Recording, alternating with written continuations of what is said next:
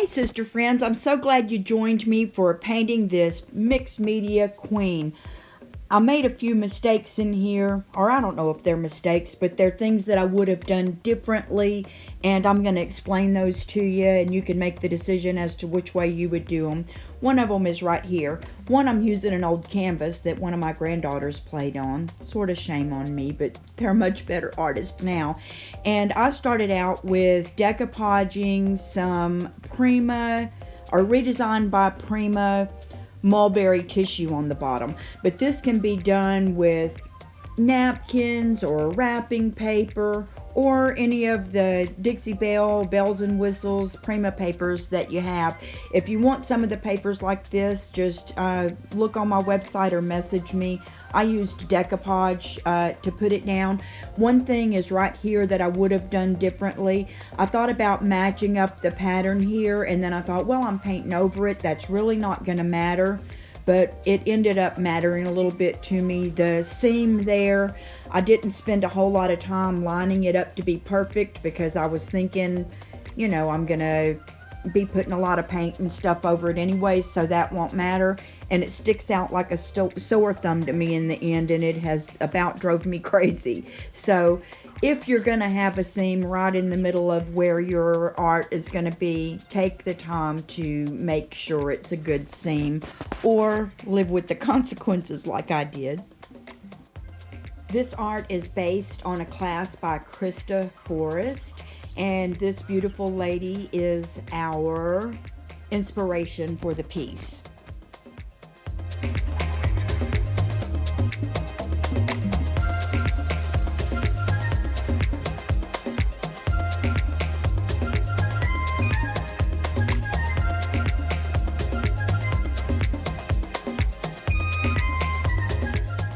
After I got the paper decoupaged on and dried, I used one of my Prima crayons, what do you call them?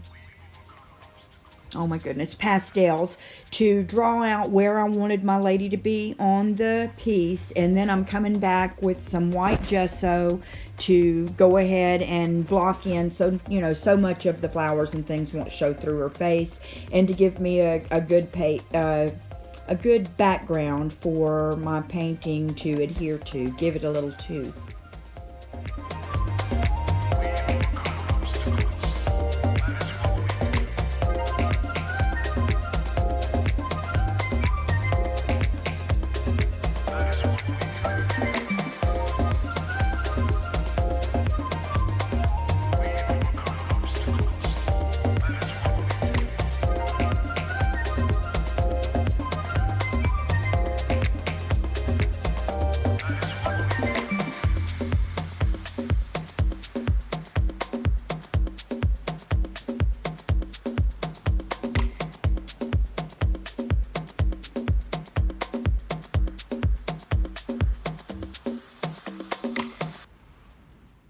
After she was all gessoed in, I decided to use some scrapbook paper that I had that had musical notes on it. I just loved this paper. I've used it on another project.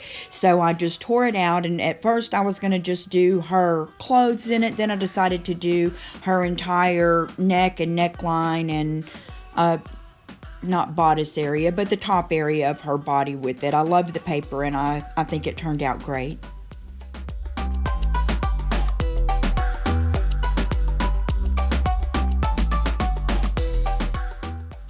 I just used the Mod Podge to stick it on, tore it out.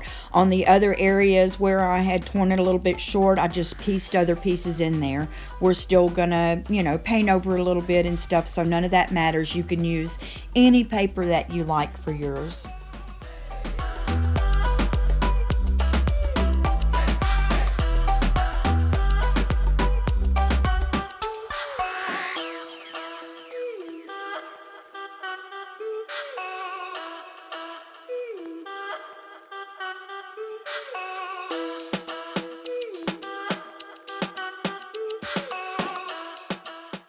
You can see that seam really well here. That's going to be the bane of my existence. That thing's going to drive me crazy. I used some heavy matte gel medium up there. I ended up using some heavy black gesso up there, and I'm thinking, oh, I'm going to pile this stuff on and it's going to hide that seam. And it did a little bit, but I never was fully happy with it.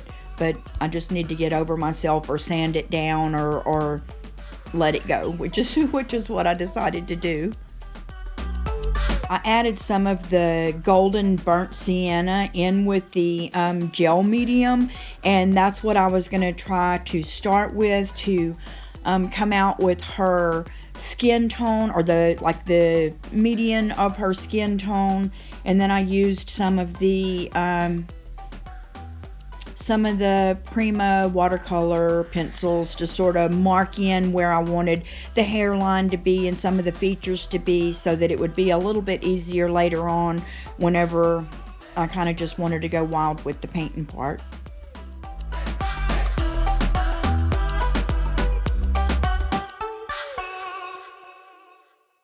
I decided to do this part with the palette knife because I was using that gel medium in there because I wanted it to sort of cake on pretty thick to hide that line a little bit, which was already driving me crazy at this point. But you could do this part with a brush. You don't have to use the gel medium at all. Like I said, I wanted a little bit of texture to her face because I was going to have so much texture in her hair and texture in the background. So I wanted a little bit of texture on her face too.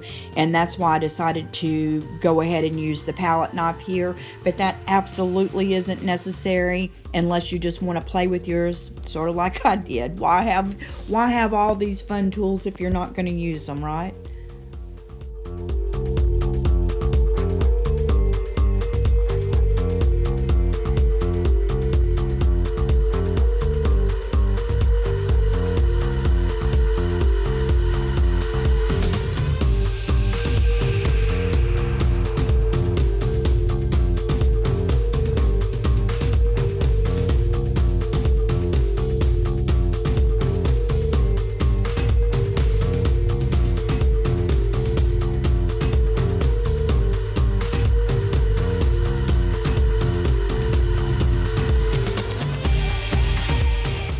That same gel medium and mixed it in with some of my black paint just to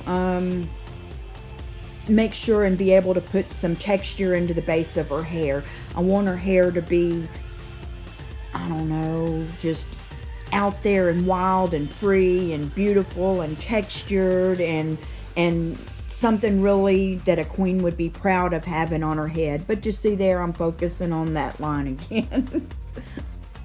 So you can do this with a brush, you can do it with or without the medium, you can mix it. I may have even mixed it, as a matter of fact, goofy me, with the black gesso here instead of the black paint.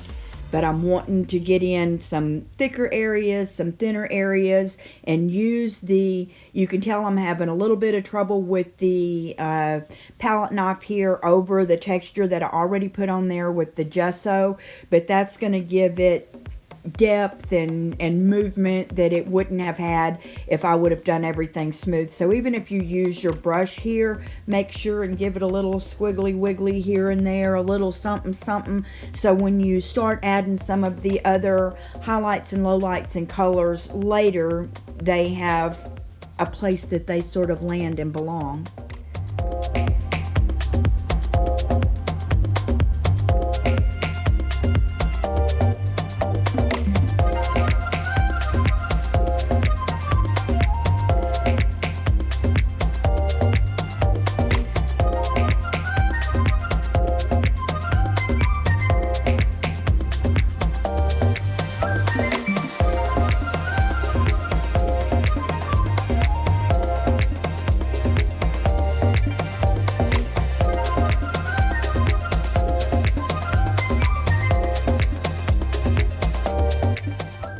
While I had that black gesso on my palette, instead of wasting some of it, I just grabbed a little piece of sponge that I had and decided to add some of that black into the areas where the low lights would be in the painting. Of course, we're going to come back in with layers and layers of highlights and textures and different colors of or different shades of skin color here, but we also want to you know, get those beautiful cheekbones and get the highlights that are showing up on there and the lowlights, and get all that sort of base layered in before we get to the actual colors.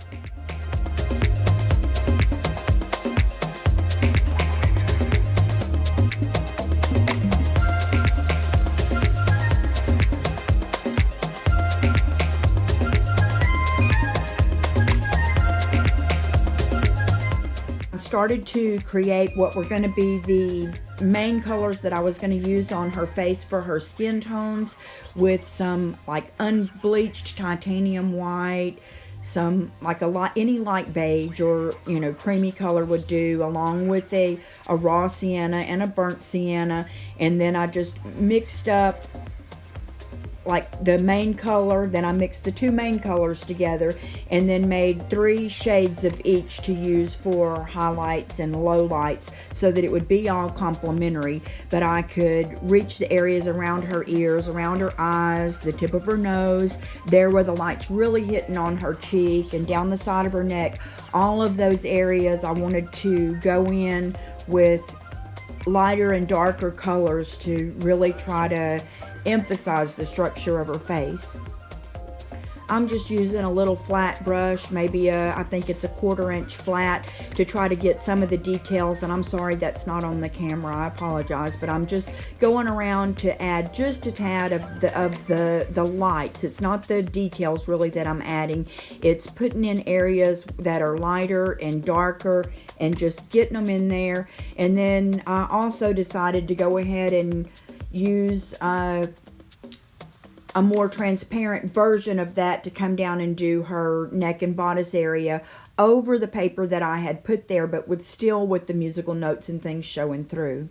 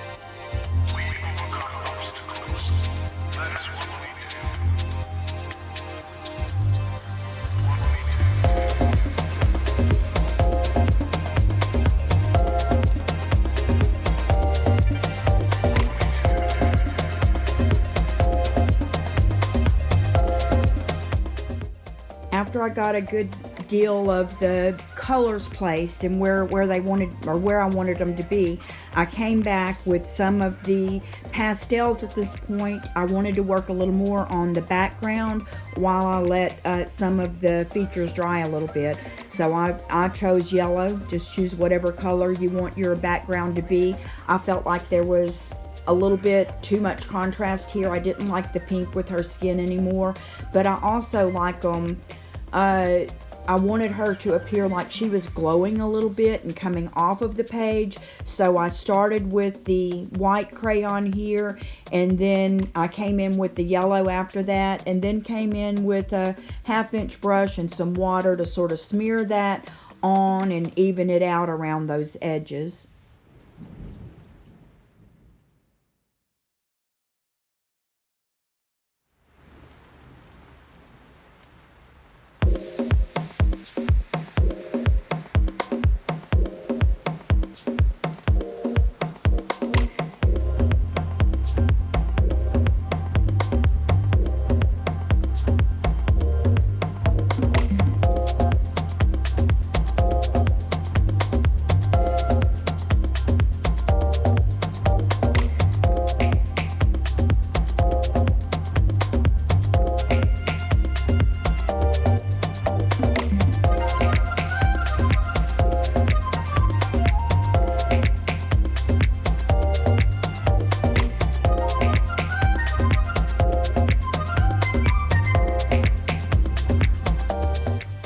See here where her skin tone is still very splotchy, but the main shadows and highlights and things are in place.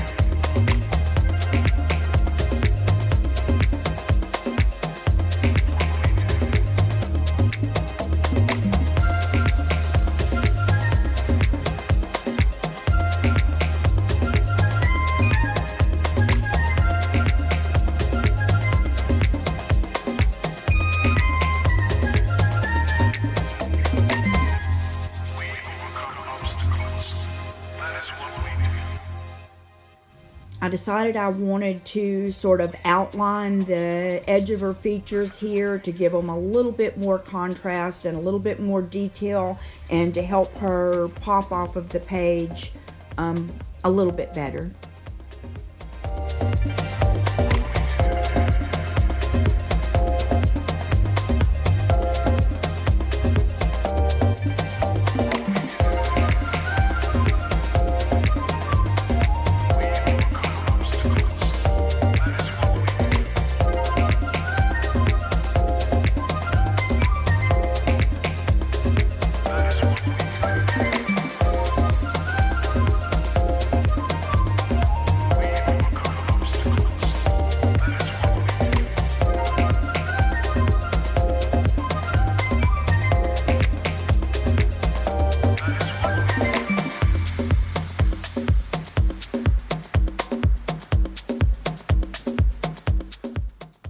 I also decided to do some little squiggly wigglies around the edge of her hair to give her some little coily interest of this wild woman queen that she is. I wanted her hair to be spectacular. So I decided to come in with, like I said, some little swirly gigs there at the end, and I came back in. You can see a little bit of the purple look here in the hair. That actually wasn't purple, that was a golden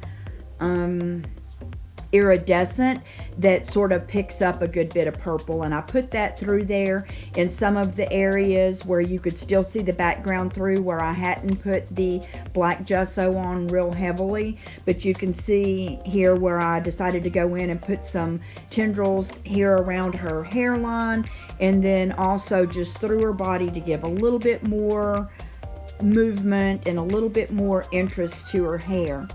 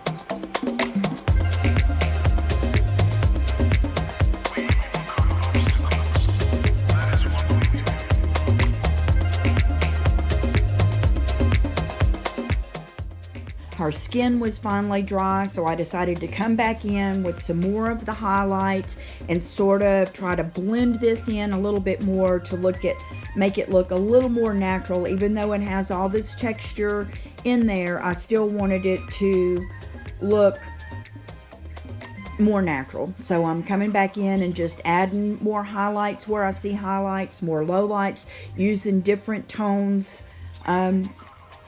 that I had mixed up on the palette to come in to add a little more interest.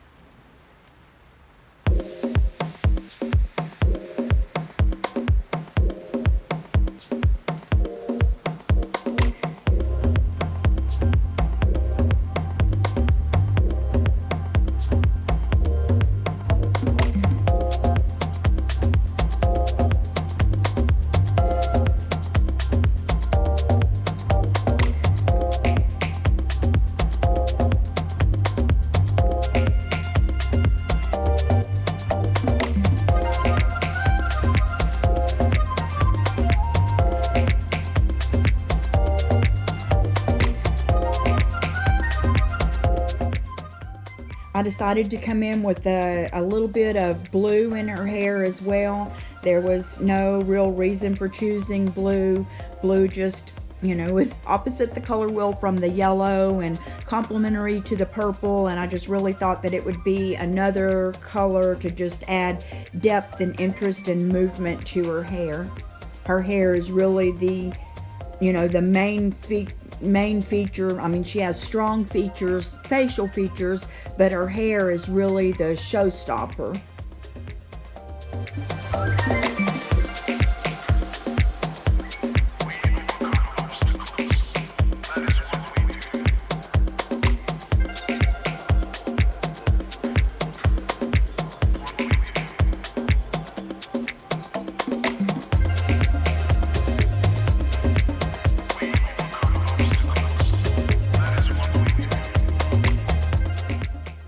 I went in to add some coils like through the hair for more interest, but also on the edges where we have the wide areas coming out for interest. I also wanted to come in and add a little bit of the coils there to the ends as well. I decided to go ahead and try to add her an earring too. I don't know why, but it just got in my mind that to add her an earring, you can do that if you want.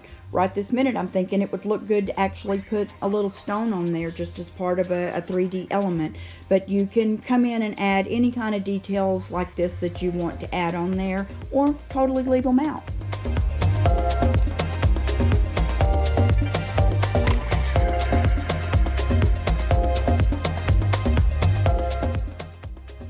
To finish up the edges, I just used a piece of sandpaper to sort of roughen up the edges. I had cut that off with scissors, so it wasn't perfectly straight, and I actually didn't want it to be perfect. I wanted it to be a little bit, I don't know, messed up for lack of a better word. I wanted it to be a little more rugged and textured like the rest of the piece.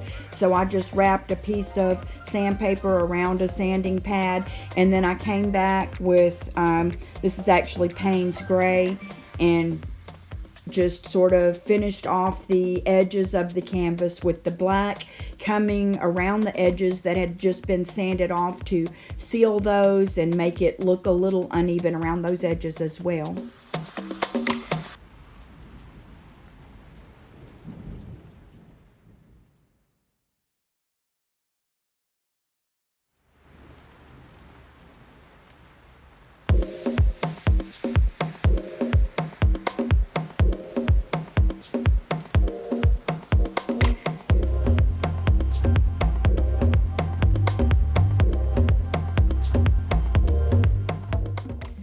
I think she turned out strong and regal and beautiful, and I hope you enjoyed this and you paint one of your own, and make sure to subscribe and follow for more videos, and reach out to me if you have any questions and to share your projects. I would love to see them.